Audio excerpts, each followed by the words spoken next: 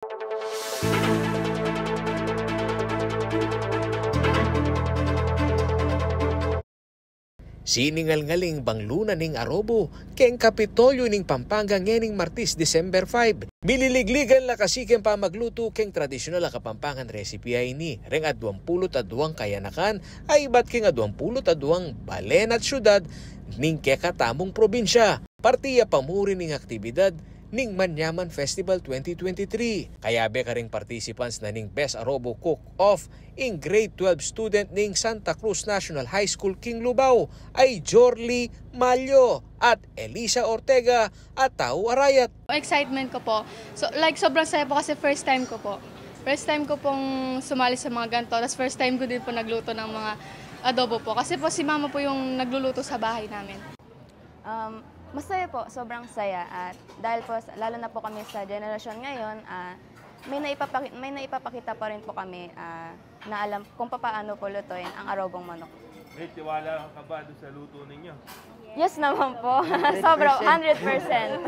Medina lang pami katagon din contestants nung makanano ing meging proseso ning karelang pamagluto. Meto nga bage, ake bilibana ning urado ay Chef Sheritan. Agpanggan Chef Cherry, pasiknana ning aktibidad ay ni ing panga-culinary capital na ning probinsya. Kareta pong 22 contestants sa miglutong adobo nandin. We appreciate all their efforts kasi dandaman nyo rin anak, mengutang kami po, karang matuwa kaya kami, mig-research kami po. Akakitsu itang direndyang importansya, itang karenang pamagluto kasi mengutang kilalata na kayong kakatamong manyaman na pamangan. Ing pamangan tamo manyaman at deng aliwang tao ilang migbansag kay katamo bilang culinary capital of the Philippines. Pero ngeni, it's about time that itamong mismong Kapampangan, italakad tayo na talagang itamo ing culinary capital of the Philippines by making it known to all. Agpangkang Chef Vince Garcia at hinalakad mo naman ang timong judge keng Best Arobo Cook-Off, maragulyang saup ing pamikatagon bang asigurong mipasaya karing tutuking generasyon ing kultura ning pamagluto keti Pampanga. As of course, a very young started a restaurateur in Pampanga. Maragulyang factor ito kasi at earliest time, mamumode na lang yung anak o kaya kakadate ang medyo possible na kasi I was part of that Mag-start ko maranon, mag-join kong competition. After joining the competition, may mulat ko. Yang linaban ko, aburi kaya palay ni. After that competition, I continue pursuing my passion.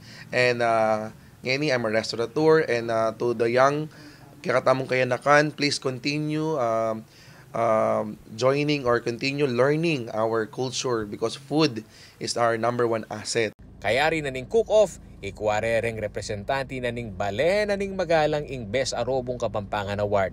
Kaduang pwesto naman ing Makabebe at katluing Minalin. Bidinan lamo namang consolation prize, rengega na ganang Mikyabe, King Ligligan.